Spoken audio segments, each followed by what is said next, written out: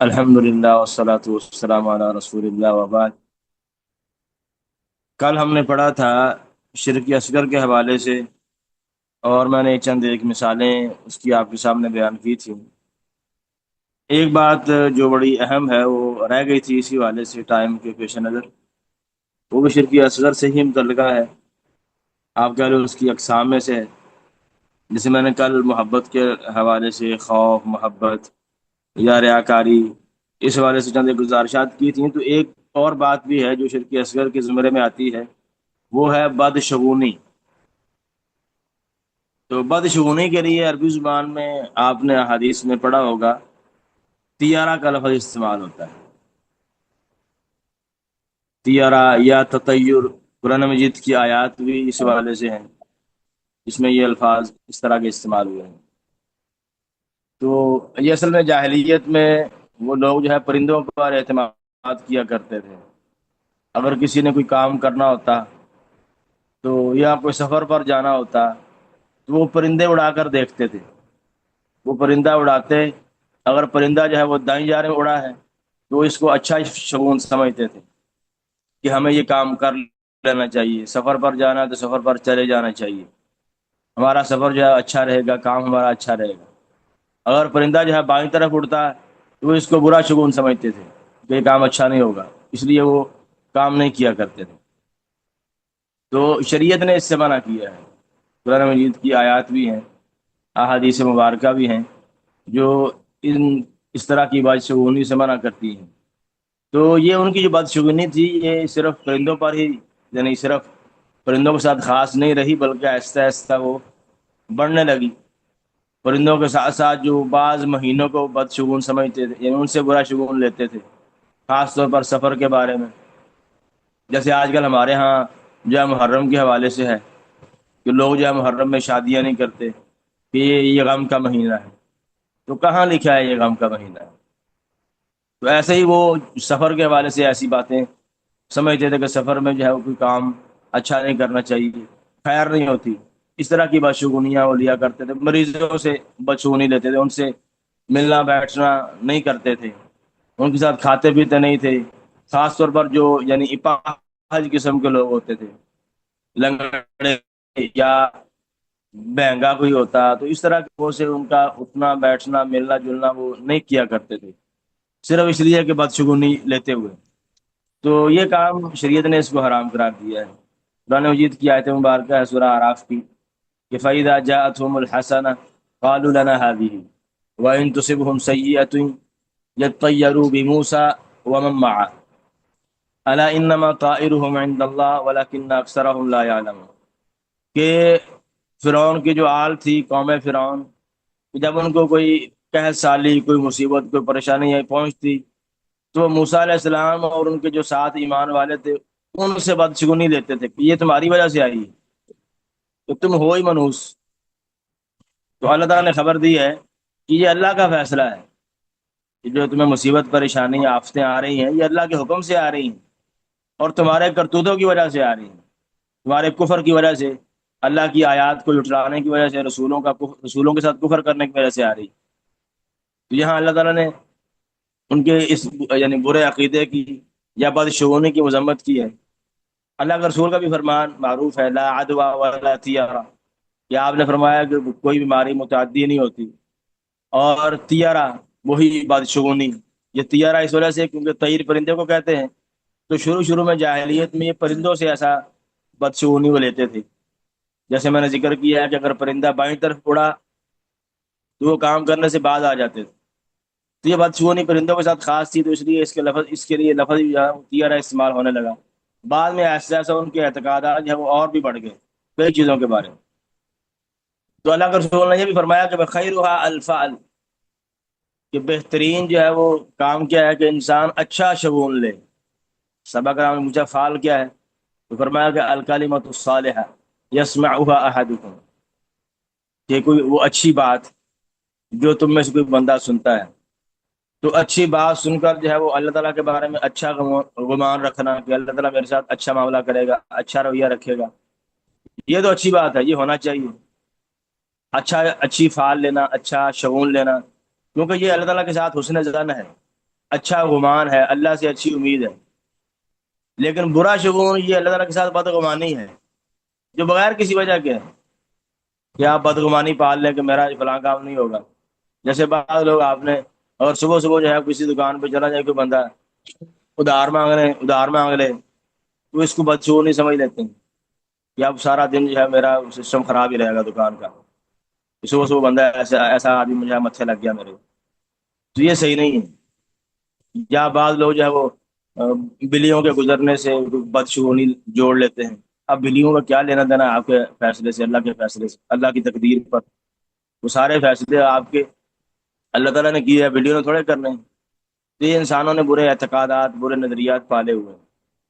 تو اس لیے اللہ کے رسول کا فرمان ہے الطیرۃ شرکن، یہ جو بدگمانی ہے، بدشگونی ہے، یہ شرک ہے۔ اور آپ نے پھر یہ بھی فرمایا کہ وَلَٰكِنَّ وَمَا مِنَّا إِلَّا وَلَٰكِنَّ اللَّهَ يُذْهِبُهُ بِالتَّوَكُّلِ، کہ ہم میں سے ہر کوئی بعض اوقات کسی نہ کسی طور پر اس کے دل میں کچھ نہ کچھ ایسی بات آ جاتی ہے، لیکن مومن کا چونکہ توکل اللہ تعالیٰ کی ذات پر ہوتا ہے، بھروسہ اللہ تعالیٰ کی ذات پر وہ کرتا ہے کہ میرے نفع نقصان کا مالک صرف اور صرف اللہ تعالیٰ ہے، تو اس لیے مومن آدمی کے توکل کی وجہ سے وہ برا گمان، بدشگونی اس کے دل سے ختم ہو جاتی ہے۔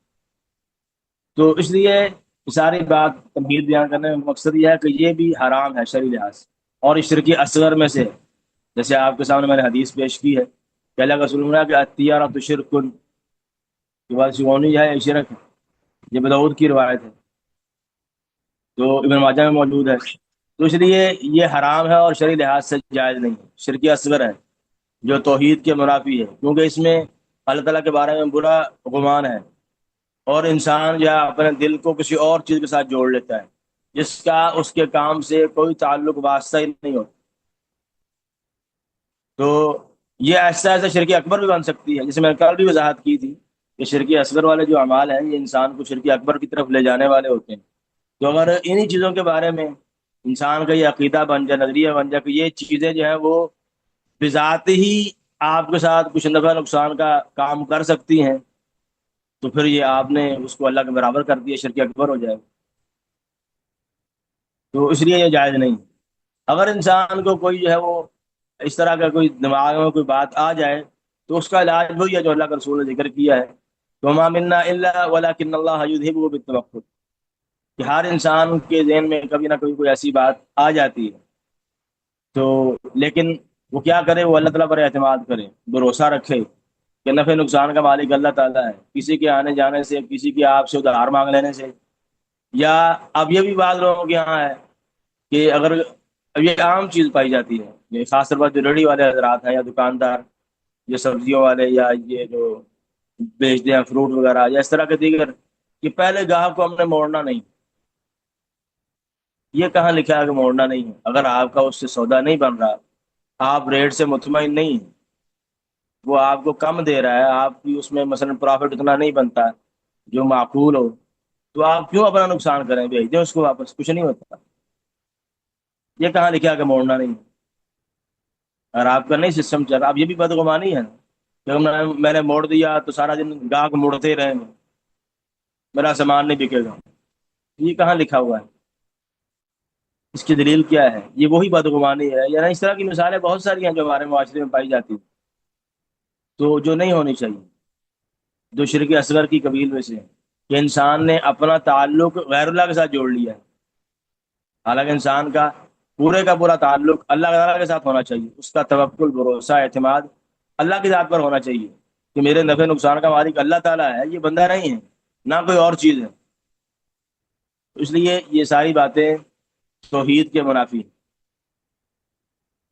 اس لیے اللہ کے رسول نے فرمایا کہ من ردت الطیرۃ عن حاجتہ فقد اشرک، کہ جس کو بدشگونی نے اس کے ضروری کام سے، حاجت سے واپس کر دیا، کام کرنے سے روک دیا، فقط اشرک، اس نے شرک کیا، کیونکہ اس نے اپنے نفع نقصان کا اختیار جو ہے یا سمجھ لیا ہے کہ کوئی اور بھی انسان کو کسی نہ کسی طور پر نفع نقصان دے سکتا ہے، کوئی اس کا فائدہ کر سکتا ہے یا اس کو نقصان ہو سکتا ہے۔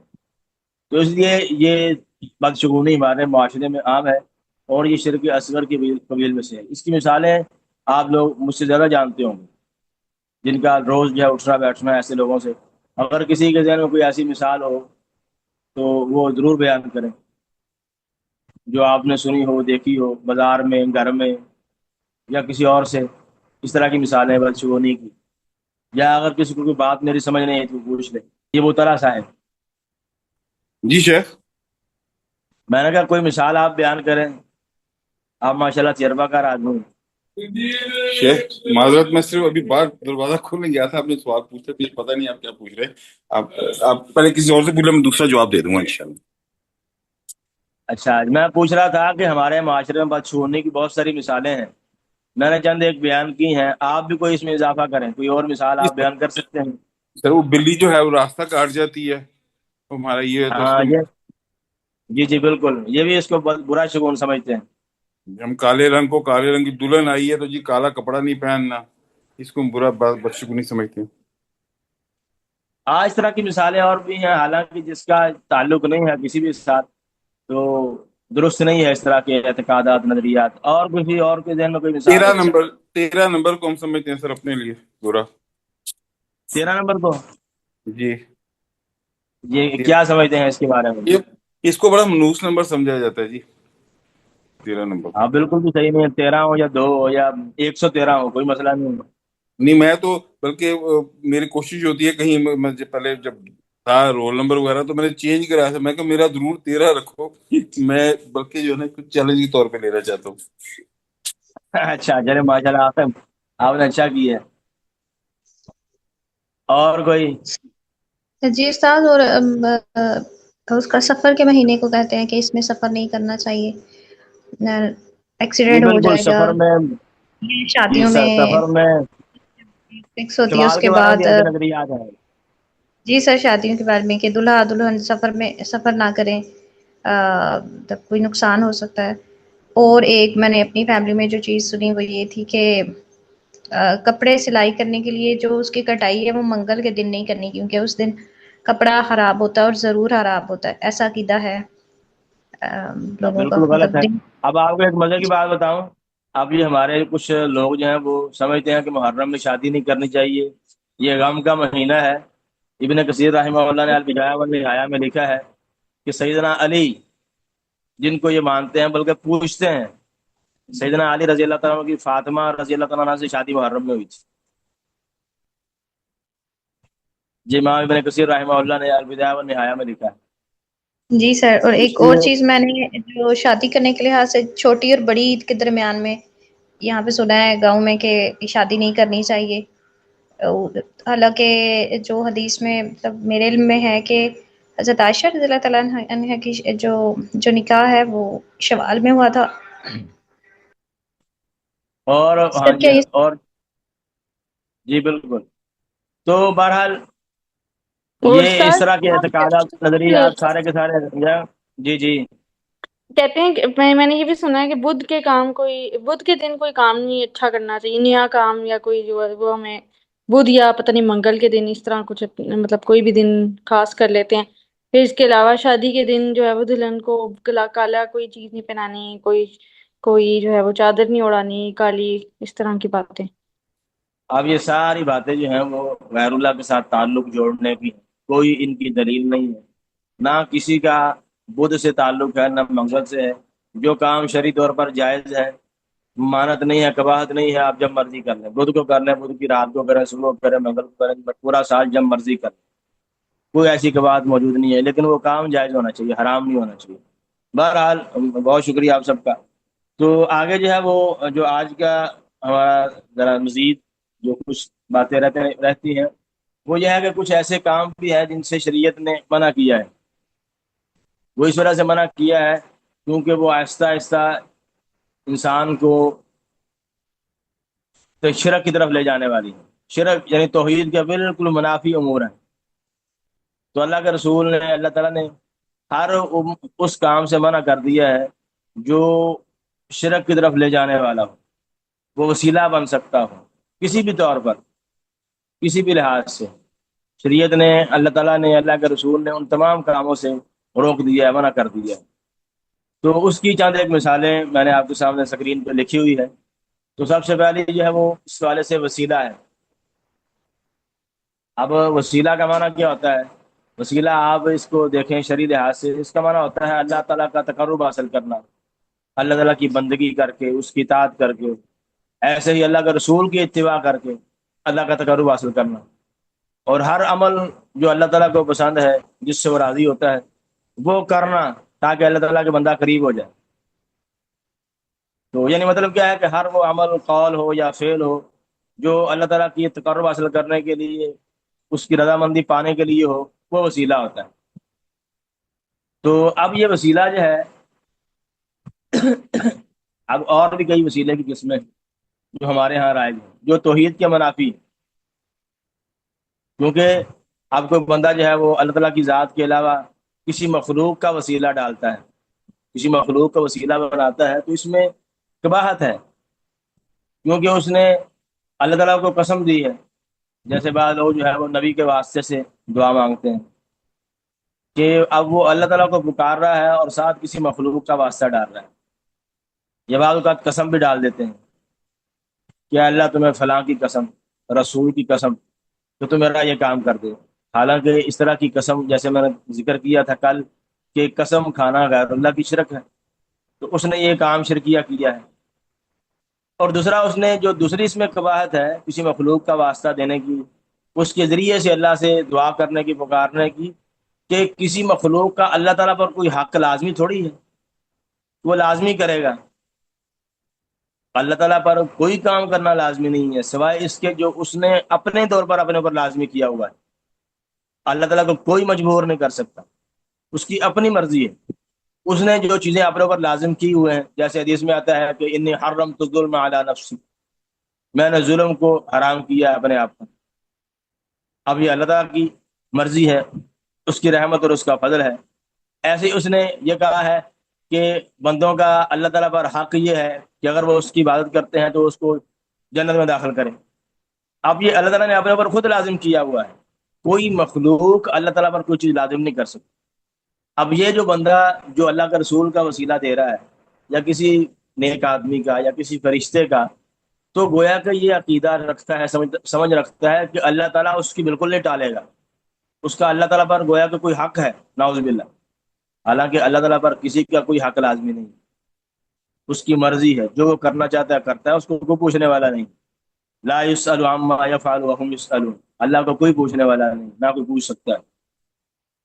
تو وہ لوگ مخلوقات پوچھی جائیں گی، ان سے سوال ہوگا، اللہ تعالیٰ سے کی کاموں میں کوئی دخل اندازی نہیں کر سکتے۔ اب وسیلہ جو ہے وہ جائز بھی ہے، یہ نہیں کہ وسیلہ منع ہی ہے، وسیلہ جائز بھی ہے۔ تو اس حوالے سے آپ کے سامنے میں نے لکھا ہوا کہ وسیلے کی دو قسمیں بنیادی طور پر۔ ایک وسیلہ جائز ہے جو شرعی ہے، جو اختیار کرنا چاہیے، اور دوسرا جو ہے وہ بدعی وسیلہ ہے، یعنی جو بدعت ہے، جو بالکل بھی جائز نہیں ہے۔ جو جائز ہے وہ اس کے دلائل موجود ہیں قرآن میں، سنت میں۔ تو دلیل کیا ہے؟ جو جائز وسیلہ ہے اس کی مثال کیا ہے کہ انسان جو ہے وہ اللہ تعالیٰ کی ذات کا وسیلہ ڈالے، یا اس کے ناموں کا، یا اس کی کسی صفت کا، یا اس کے کسی کام کا۔ اس کی دلیل کیا ہے کہ اللہ تعالیٰ فرماتے ہیں، سورہ آراف میں آتا ہے، وَلِلَّهِ الْأَسْمَاءُ الْحُسْنَى فَادْعُوهُ بِهَا، کہ اللہ تعالیٰ کے اچھے اچھے نام ہیں، فَادْعُوهُ بِهَا، تم اللہ تعالیٰ کو اس کے اچھے اچھے ناموں سے پکارو۔ اب اللہ تعالیٰ کے اچھے اچھے نام ہیں، تو یہ جائز وسیلہ ہے جس کا ذکر ہے قرآن مجید کی آیت مبارکہ میں، جو میں نے آپ سامنے پڑھی ہے کہ وَلِلَّهِ الْأَسْمَاءُ الْحُسْنَى فَادْعُوهُ بِهَا، کہ اللہ تعالیٰ کے لیے اچھے اچھے نام ہیں، تم ان کو اس ناموں کے ساتھ پکارو، اور ان کے ناموں میں الحاد اختیار کرنا، ٹیڑھ پن اختیار کرنا چھوڑ دو۔ اب یہ جائز وسیلہ ہے کہ انسان اللہ تعالیٰ کے ناموں کا واسطہ دے کر جو ہے وہ اللہ تعالیٰ سے دعا کرے، کہ یا رحمان ارحمنی، اے رحمت کرنے والے مجھ پر رحم فرما، یا غفور اغفر لی، یعنی جو انسان اللہ تعالیٰ سے مانگنا چاہتا ہو اس کے جو مناسب ترین نام ہے وہ نام لے کر جو ہے اللہ تعالیٰ سے دعا کرے، یا غفور اغفر لی، یا رزاق ارزقنی، یعنی یا رزق دینے والے مجھے بھی رزق عطا فرما۔ تو یہ جائز وسیلہ ہے جس کا اللہ تعالیٰ نے حکم دیا ہے، فَادْعُوهُ بِهَا۔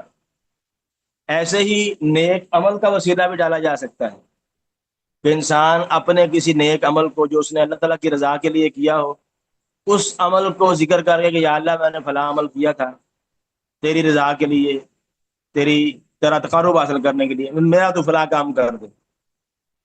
اور اس کی دلیل جو قرآن و سنت میں ہے، قرآن میں اس کی مثال سورہ بقرہ میں ہے کہ جب ابراہیم علیہ السلام اور اسماعیل علیہ السلام نے جب بیت اللہ بنایا تو انہوں نے کہا وَإِذْ يَرْفَعُ إِبْرَاهِيمُ الْقَوَاعِدَ مِنَ الْبَيْتِ وَإِسْمَاعِيلُ رَبَّنَا تَقَبَّلْ مِنَّا إِنَّكَ أَنْتَ السَّمِيعُ الْعَلِيمُ۔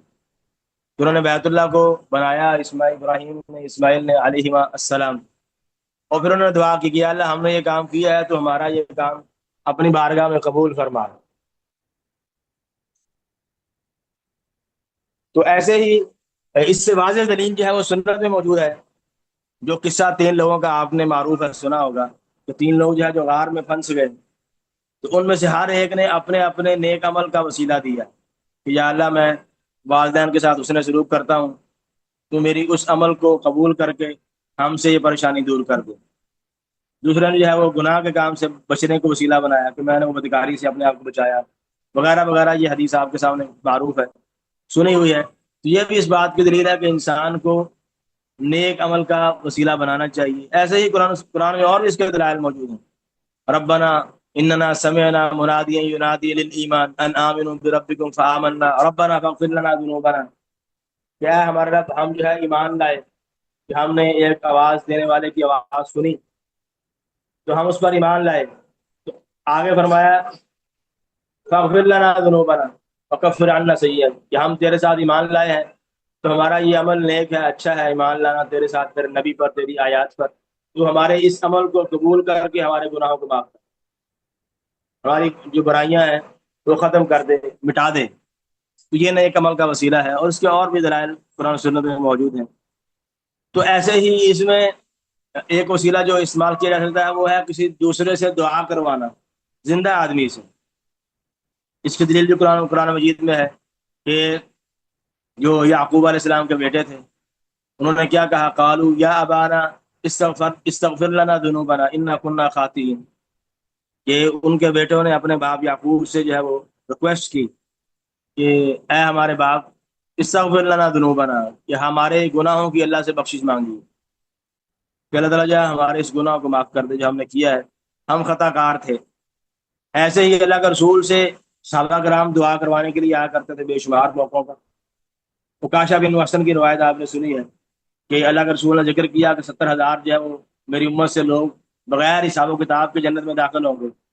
تو آپ نے عکاشہ بن محسن کھڑے ہوئے تو انہوں نے کہا اللہ کے رسول آپ دعا کریں کہ اللہ تعالیٰ مجھے بھی ان میں سے بنا دے۔ تو اللہ کے رسول نے ان کے لیے دعا کی کہ اللہ کے رسول تجھے بھی ان میں سے بنائے گا۔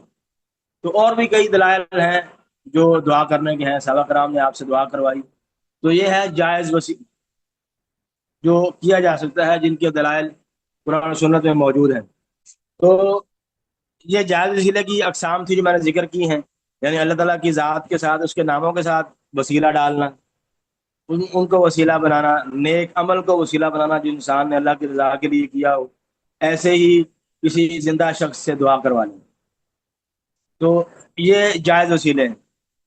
بعض لوگ جو ہے وہ دوسرے سے دعا کروانا ہے نا، اس کو غلط رنگ دے دیتے ہیں، غلط بات سمجھتے ہیں اس سے۔ وہ سمجھتے ہیں کہ شاید کسی شخص کو، یعنی اللہ کے رسول کو خاص طور پر، اللہ کے رسول کی ذات کو بھی وسیلہ بنایا جا سکتا ہے۔ حالانکہ اللہ جو صحابہ کرام تھے وہ اللہ کے رسول کی ذات کو نہیں وسیلہ بناتے تھے، بلکہ آپ سے دعا کروایا کرتے تھے آپ کی زندگی میں۔ جیسے وہ آپ نے قصہ ایک اور بھی میں آپ کو بتا دوں جو سنا ہے کہ دیہاتی شخص آیا، اس نے کہا جو ساری فصلیں تباہ ہو گئی ہیں وغیرہ وغیرہ ذکر کیا، تو آپ اللہ تعالیٰ سے دعا کریں کہ اللہ تعالیٰ ہمیں بارش دے۔ تو اللہ تعالیٰ نے جو ہے وہ آپ نے دعا کی تو اللہ تعالیٰ نے بارش دے دی۔ تو یہ وسیلہ جو ہے یہ آپ کی زندگی میں تھا اور آپ سے دعا کی صورت میں تھا۔ آپ کے فوت ہو جانے کے بعد کوئی جائز نہیں کہ آپ کی ذات کو وسیلہ بنایا جائے، کیونکہ اس کی سب سے بڑی دلیل کیا ہے کہ سیدنا عمر رضی اللہ تعالیٰ عنہ کے زمانے میں جب قحط سالی آئی تو انہوں نے یہ نہیں کہا کہ ہم جو ہے اللہ کے رسول سے جا کے آپ کی ذات کا وسیلہ بنا کے اللہ تعالیٰ سے بارش مانگتے ہیں، بلکہ انہوں نے حضرت عمر رضی اللہ تعالیٰ عنہ کے حضرت عمر نے آپ کے چچا عباس کو وسیلہ بنایا، وہ بھی ان کی دعا سے۔ جیسے وہ زندگی میں اللہ کے رسول سے دعا کروایا کرتے تھے تو انہوں نے یہ کہا بھی کہ اللہم انا کننا نتوسل الیکا بنبینا فتسقینا، یا اللہ ہم تیرا یعنی وسیلہ پکڑتے تھے، تیرے قریب ہوتے تھے اپنے نبی کے ساتھ، یہ ہم ان سے دعائیں کروایا کرتے تھے زندگی میں، تمہیں بارش دیتا تھا، اب ہم جو ہے تیرے نبی کے چچا سے دعائیں کرواتے ہیں تمہیں بارش عطا کر، تو اللہ تعالیٰ جو ہے ان کو بارش عطا کرتے تھے۔ تو یہ جو صحابہ کرام کا جو توسل تھا یہ عباس کی رضی اللہ عنہ کی دعا کے ساتھ تھا، ان کی ذات کے ساتھ نہیں تھا۔ یہ ایسے ہی وسیلہ ہے جو صحابہ کرام نے اللہ کے رسول کی زندگی میں جو ہے وہ دعا کی صورت میں ان سے اختیار کیا تھا۔ آپ کی ذات کو وسیلہ بنانا جو ہے بالکل بھی جائز نہیں ہے، اور یہ غلط مفہوم ہے جو یہ سمجھتا ہے کہ آپ کی ذات کو وسیلہ بنایا جا سکتا ہے، کیونکہ اگر ذات کو وسیلہ بنانا جائز ہوتا تو حضرت عمر اللہ کے رسول کو وسیلہ بناتے ہیں، وہ آپ کے چچا کو وسیلہ کیوں بناتے ہیں، ان سے دعا کیوں کرواتے ہیں؟ کیونکہ اللہ کا رسول جو ہے وہ بلا شبہ عباس رضی اللہ تعالیٰ عنہ سے ہزاروں گنا افضل ہیں۔ تو جب صحابہ کرام نے عباس رضی اللہ تعالیٰ عنہ سے دعا کروائی ہے، اللہ کا رسول دنیا سے جا چکے ہیں، تو پھر جو ہے وہ دعا ہی وسیلہ تھی زندگی میں بھی، آپ کی ذات بالکل وسیلہ نہیں تھی۔ تو اس لیے یہ بات ذرا ذہن میں رکھنی ضروری ہے، کیونکہ ہمارے بعض لوگ جو ہے وہ سمجھتے ہیں کہ آپ کی ذات کو وسیلہ بنا کر جو ہے وہ دعائیں کرواتے ہیں، حالانکہ اگر یہ جائز ہوتا تو حضرت عمر جو ہے کبھی بھی عباس رضی اللہ عنہ سے دعا نہ کرواتے، اور وہ صحابہ کرام جو آپ کے پاس آتے تھے وہ آپ سے دعا کروانے ہی آتے تھے، جیسے احادیث جن میں ذکر آتا ہے ان سب میں کہیں ایک میں تو دعا کی صراحت موجود ہے کہ آپ ہمارے لیے دعا کریں، تو اللہ کے رسول دعا کیا کرتے تھے، تو اس لیے آپ کی ذات کو وسیلہ بنانا بالکل بھی جائز نہیں ہے۔ ایسے ہی ایک اور حدیث ہے جس سے بعض لوگ استدلال کرتے ہیں کہ ایک اندھا وہ آیا اللہ کے رسول کے پاس کہ آپ اللہ تعالیٰ سے دعا کریں کہ اللہ تعالیٰ جو ہے مجھے عافیت دے دے، میری جو ہے بینائی واپس آ جائے۔ تو اللہ کے رسول نے اسے دعا سکھائی کہ وہ دعا کرے وضو کرنے کے بعد 2 رکعت نماز پڑھنے کے بعد، تو یہ بھی دعا کا وسیلہ تھا۔ اور یہ علماء نے یہ آپ کے معجزات میں ذکر کیا ہے کہ آپ کی دعا کو اللہ تعالیٰ نے قبول کیا اور اس کی جو ہے وہ بینائی واپس آ گئی۔ تو لیکن اس اندھے نے آپ کی ذات کو وسیلہ نہیں بنایا، اگر جو ہے وہ ذات کو وسیلہ بنانا درست ہوتا، جائز ہوتا، تو ہر ایک جو ہے وہ آپ کی جو ہے وہ ذات کو وسیلہ بنا کر جب وہ بینا ہو سکتا تھا، لیکن ایسا بالکل بھی نہیں۔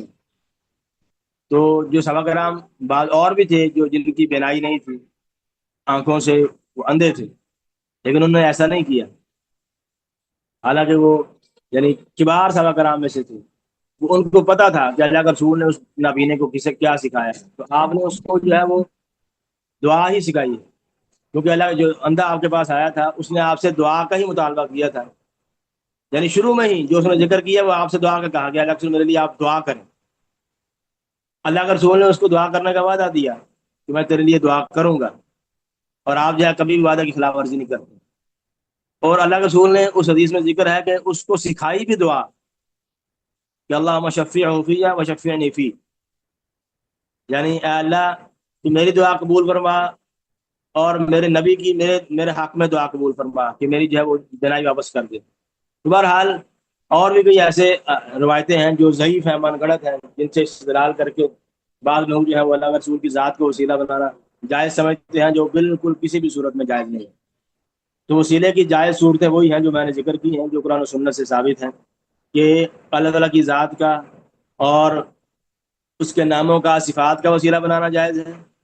ایسے ہی دوسری جو صورت ہے وہ نیک عمل کا، کوئی بھی نیک عمل جو انسان نے کیا ہو زندگی میں، تو ایمان بھی نیک عمل ہے کہ آپ اللہ تعالیٰ پر ایمان لاتے ہیں، نبی پر ایمان لاتے ہیں، رسول پر ایمان لاتے ہیں، یا آپ نے جو ہے وہ مثلا کسی کو صدقہ دیا ہے اللہ کی رضا کے لیے خالصتاً، تو آپ اس عمل کو جو ہے وہ اللہ تعالیٰ کے سامنے پیش کرتے ہیں، یا اللہ میری فلاں ضرورت پوری کرتے ہیں، میری فلاں مصیبت ٹال دو، یا آپ والدین کے ساتھ اس میں سلوک کرتے ہیں تو اس کو وسیلہ بنانا جائز ہے۔ یعنی کوئی بھی انسان کا اچھا عمل اللہ کے رسول کی اتباع میں وہ اس کا وسیلہ بنانا جائز ہے، اور اس کے دلائل موجود ہیں۔ ایسے ہی جو زندہ شخص سے دعا کروائی جا سکتی ہے، مردہ خود نہیں سنتا، اس سے دعا آپ نے خاک کروانی ہے تو مردہ کے لیے دعا کی جاتی ہے، اس سے دعا نہیں کی جاتی۔ مردہ تو خود محتاج ہے، وہ آپ کی دعاؤں کا محتاج ہے. چاہیے جائے کہ آپ اس سے دعائیں کرنا شروع کر دیں. وہ تو خود محتاج ہے. اللہ کے رسول نے کیا فرمایا؟ صلیت علی المیت فاخلصوا له الدعاء. جب تم میت پر جو ہے نماز پڑھو، جنازہ پڑھو میت کا، فاخلصوا له الدعاء، تم خالص نیت کر کے اس کے لیے دعا کرو، اللہ تعالیٰ اس کے گناہوں کو معاف کر دو، اسے جنت میں داخل کر دو. یعنی خلوص نیت کے ساتھ اس کے لیے دعا کرو. تمہارے جو ہے وہ کم عقل لوگ، جاہل، وہ بجائے یعنی میت کے لیے دعا کرنے کے ان سے دعائیں کرنا شروع ہو جاتی. حالانکہ پہلے وہ زندہ تھا تو محتاج تھا، اب وہ مر چکا ہے تو اور محتاج ہو چکا ہے. جب وہ اور محتاج ہو چکا ہے، یہ اس کو جو ہے وہ پتہ نہیں کیا مشکل کشا حاجت روا سمجھ لیتے ہیں، بگڑی بنانے والا، تو مصیبتیں ختم کرنے والا، پریشانیاں دور کرنے والا، حالانکہ اس کے اختیار میں کچھ بھی نہیں. وہ پہلے سے بھی زیادہ محتاج ہو چکا ہے. پہلے تو زندہ تھا، حرکت کرتا تھا. اب یہ اتنے جو ہے وہ کم عقل ہیں. تو زندہ تھا وہ ایک آدمی کی نہیں سنتا تھا. دو آدمی اگر بات کر رہے ہوں زندگی میں تو اس کو صحیح سمجھ نہیں آئے گی. آپ کسی دربار پہ چلے جائیں تو ایک قبر والے کو کتنے بندے پکارنے والے ہوتے ہیں؟ سینکڑوں کھڑے ہوتے ہیں. عقل کے اندھے اتنے ہیں کہ زندگی میں جو بندہ دو کی تین بندوں کی بات صحیح طریقے سے نہیں سن سکتا، وہ مرنے کے بعد سینکڑوں کی سن لے گا. جو زندگی میں صرف ایک زبان جانتا تھا، دو زبانیں جانتا تھا، مرنے کے بعد جو ہے وہ انگلش والا بھی اس کو پکاری جا رہا ہے، عربی والا بھی پکاری جا رہا ہے، اور اردو والا بھی پکاری جا رہا ہے، یا حسین کری جا رہا ہے، اور سب کی سن لے گا. کتنی بیوقوفی، جہالت اور کم عقلی ہے. یہ شرک جو ہے، یہ اس لیے جہالت کا دوسرا نام شرک ہے. انسان جب عقل سے عاری ہو جاتا ہے، بالکل اندھا کسی کی عقیدت میں، اس میں غلو کرتا ہے. جیسے آخر میں انشاءاللہ یہ بات بھی آئے گی کہ غلو کرنا، حد سے تجاوز کرنا بھی شرک کی طرف لے جانے والے اعمال میں سے نہیں. بہرحال ٹائم ختم ہو چکا ہے، ایک دو منٹ باقی ہے. کوئی بندہ اضافہ کرنا چاہتا ہو، کوئی بات پوچھنا چاہتا ہو، یا کوئی اشکال ہے تو وہ پوچھ سکتے. بارک اللہ فیکم. السلام علیکم ورحمۃ اللہ. وعلیکم السلام ورحمۃ اللہ. دیکھو، ایک ہم لوگوں نے آج کل ایک اور بھی چیز ہے، جیسے آپ فرما رہے تھے کہ اللہ کے ناموں کا وسیلہ بنا کے، تو وہ لوگوں کو اس طرح شروع ہوتا ہے جی کہ 100 دفعہ آپ نے یا رحمان پڑھنا ہے اور آگے پیچھے اول آخر درود پڑھنا ہے. اس طرح کر کے بھی یہ غلط طرح کا وسیلہ بنا لیتے ہیں نا، حالانکہ یہ ہوتا ہے اللہ کے نام کا ہی ہے، مگر طریقہ غلط ہے، ظاہری بات. نہیں، یہ اصل میں نا بعض لوگوں نے اپنے تجربات کو دلیل بنا کر پیش کرنا شروع کر دیا. بعض لوگ سمجھتے ہیں کہ 100 مرتبہ یا رحمان پڑھنے سے جو ہے وہ آپ کا فلاں کام ہو جائے گا. یہ کہاں لکھا ہوا ہے؟ اب جو کہتا ہے کہ میں نے پڑھا میرا کام ہو گیا ہے، تو اس بات کی دلیل کیا ہے کہ آپ کا کام اس وجہ سے ہوا ہے؟ کیا آپ غیب جانتے ہیں؟ کام تو آپ کا اللہ نے کیا ہے. یہ کہاں لکھا ہے کہ آپ نے 100 دفعہ یہ پڑھا تو ہو گیا ہے؟ ممکن ہے کسی اور وجہ سے ہوا ہو. اس لیے اس بات کی کوئی قطعی دلیل نہیں ہوتی. بعض لوگ جو اپنے تجربات کی بنا پر کہ فلاں آیت اتنی بار پڑھنے سے یہ کام ہو جائے گا، اگر اس کی واقعتاً کوئی دلیل قرآن و سنت میں ہے پھر تو بات سمجھ میں آتی ہے. اگر انسان کا تجربہ ہے، تجربہ الٹ بھی ہو سکتا ہے کہ میں نے 100 دفعہ پڑھا ہے یا رحمان، میرا وہ کام نہیں ہوا. اگر آپ کا ہو گیا ہے، وہی بات جو میں نے پہلے ذکر کی ہے، تو اس کی کوئی دلیل نہیں ہے. دلیل شرعی طور پر ہونی چاہیے. جب آپ تجربہ کہہ رہے ہیں کہ میں نے تجربہ کیا ہے، تجربہ الٹ بھی ہو سکتا ہے کہ کئیوں نے کیا نہیں ہوا. اگر آپ کا تجربہ صحیح ہے تو اس لیے بات وہی ہے کہ اس بات کی کوئی اتھینٹسٹی نہیں ہے کہ وہ کام آپ کا 100 دفعہ یہ پڑھنے سے یا اتنی بار یہ آیت پڑھنے سے، اتنی بار فلاں لفظ پڑھنے سے ہوا ہے. تو اگر دلیل ہے تو ٹھیک ہے، ورنہ کسی بات کی کوئی دلیل نہیں ہے. واللہ عالم. سر مطلب جیسے لوگ کہتے ہیں کہ دعا میں کہتے ہیں کہ یا اللہ اپنے محبوب کے صدقے ہمارے گناہ معاف فرما. وہی نا، وہ ذات کا وسیلہ میں نے ذکر کر دیا نا، یہ ذات کا وسیلہ ہے، تو یہ یہ درست نہیں ہے. صحیح نہیں ہے آپ کہیں کہ یا اللہ ہم، یہ صحیح نہیں ہے. آپ کہیں نا؟ کہ یا اللہ ہم تیرے نبی کے پیروکار ہیں، اس کی اتباع کرتے ہیں، تو یہ آپ کا عمل ہے، اس کا وسیلہ ہو سکتا ہے. شیخ ویسے بھی یہ توہین آ جاتی ہے نا کہ اللہ کے نبی نے جب تو سب کچھ ہمیں بتا دیا ہوا ہے، تو اللہ کے نبی نے تو ہمیں رحمان کہنے کی خاصیت بھی بتا دی ہے. اگر میں اپنی طرف سے ایک بات شروع ہوا تو کہ بھی رحمان کا یہ فائدہ ہے، تو نعوذ باللہ میں تو توہین کر رہا ہوں کہ اللہ کے نبی نے سے ہم سے یہ بات کیوں چھپائی کہ رحمان 100 دفعہ کہنے سے کام ہوگا. بالکل بالکل. قرآن آپ پڑھیں، قرآن پورے کا پورا شفا ہے. تو آپ کی بات بالکل صحیح ہے. بارک اللہ فیکم ورزاکم اللہ خیرا ونفع بکم الاسلام.